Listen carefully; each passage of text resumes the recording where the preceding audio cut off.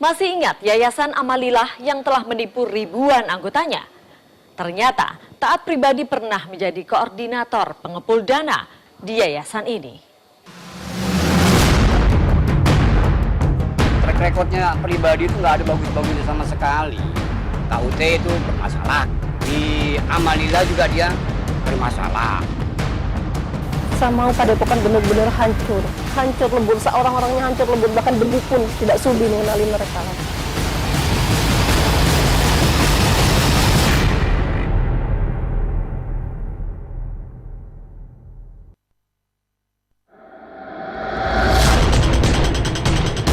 Kasus dugaan penipuan yang dilakukan Taat Pribadi selaku pimpinan Padepokan Dimas Kanjeng mengingatkan kita pada kasus Yayasan Amalilah. Yayasan ini diketuai oleh almarhum Raden Ayon Suharis Restuningrat. Korban yang terjerat yayasan ini mencapai jutaan orang dan tersebar hampir di seluruh wilayah Indonesia. Saat itu, para anggota yang sudah menginvestasikan uangnya di Yayasan Amalilah menunggu pencairan dana sebesar 420 triliun rupiah yang berasal dari harta Bung Karno, Presiden pertama Republik Indonesia yang konon tersimpan di Bank Swiss. Ada hal yang menarik jika kita bicara soal Yayasan Amalilah. Ternyata Taat Pribadi, pemimpin Padepokan Dimas Kanjeng yang kini sedang terjerat hukum, pernah menjadi bagian dari Yayasan Amalilah. Menurut teman dekatnya, saat itu Taat Pribadi bertugas sebagai koordinator pengumpul dana dari masyarakat yang hendak bergabung ke Yayasan Amalilah. Kalau di Amalilah itu sendiri dia kan kalau tidak salah koordinator lah, salah satu pengepul ya. Ya entah dilarikan seperti itu. Banyak, saya rasa sudah banyak tahu seperti itu. Sepertinya berkat pengalamannya menjadi koordinator pengumpul dana di Yayasan Amalilah, Taat Pribadi pun mendirikan Padepokan Dimas Kanjeng di Desa Wangkal, Probolinggo, Jawa Timur. Ironisnya, meski sudah terbongkar belangnya, para pengikut Padepokan Dimas Kanjeng masih saja setia kepada Taat Pribadi.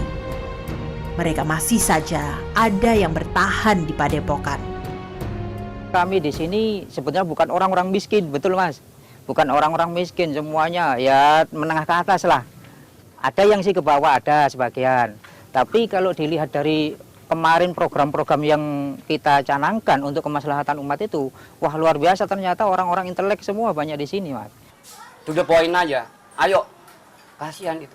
Tolong netralkan itu mereka. Pola pikirnya itu. Biar terbuka. Jadi dia bisa melihat kembali. Sementara itu alasan lain diungkapkan Satrio, mantan pengikut Taat Pribadi, soal mereka yang masih bertahan di tenda-tenda yang ada di dalam Padepokan. Orang-orang itu sudah tidak kuat di rumahnya karena ditagih sana sini, ya. Akhirnya lari di Padepokan. Kalau di Padepokan kan aman sudah. Jadi orang mau masuk ke sana harus melalui ini dan itu, kan seperti itu. Ada yang jaga. Ada yang menarik dari Padepokan Dimas Kanjeng. Kini, polisi mulai mengusut keberadaan makam yang ada di sekitar Padepokan. Karena bukan tidak mungkin makam-makam ini merupakan korban pembunuhan. Bagi masyarakat yang merasa kehilangan anggota keluarganya setelah menjadi pengikut Padepokan Dimas Kanjeng, diminta untuk melapor ke aparat kepolisian. Cerita dari Padepokan Dimas Kanjeng sepertinya masih menarik untuk diungkap. Masih banyak misteri yang belum terpecahkan. Di mana keberadaan tumpukan uang yang jelas terlihat dalam rekaman video misalnya, dan oleh siapa uang-uang tersebut saat ini dipegang. Demikian menyingkap tabir kali ini. Sampai jumpa.